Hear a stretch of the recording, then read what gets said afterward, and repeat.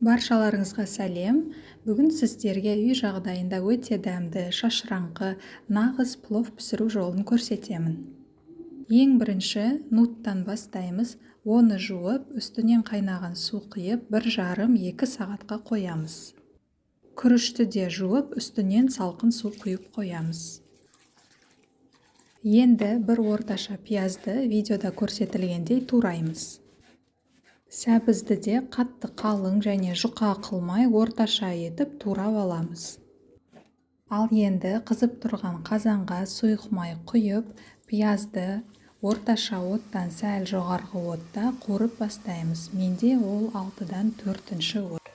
Міндетті түрде араластырып тұрамыз, күйдіріп алмау қажет. Пияз қызарып, оның түсі алтын, қызыл түске енгенше қуыру керек. Сол кезде күріштің түсі әдемі болады.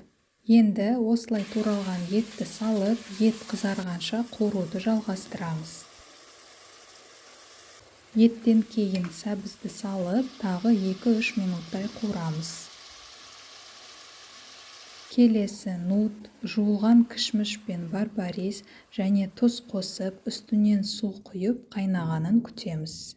Күріш шашыраңқы болуы үшін 100 грамм күрішке 100 грамм су құямыз. Мен 400 грамм күріш пісіремін, демек 400 грамм су құямын. Мінеки зирвак осылай қайнап бастағанда отты баяуға қойып, 30-40 минуттай қақпағын жауып пісіреміз. 40 минут өткен соң күрішті салып тегістеп шығамыз.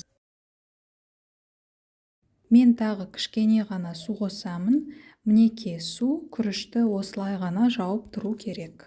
Енді отты орташа оттан сәл қаттысына қойып, қақпағын жауып 10 минут пісіреміз. 10 минут өткен соң күріштің бетін аударамыз. Бетіне таза пакет жауып, қазанның қақпағын матаға орап, баяу отта 15 минут пісіреміз.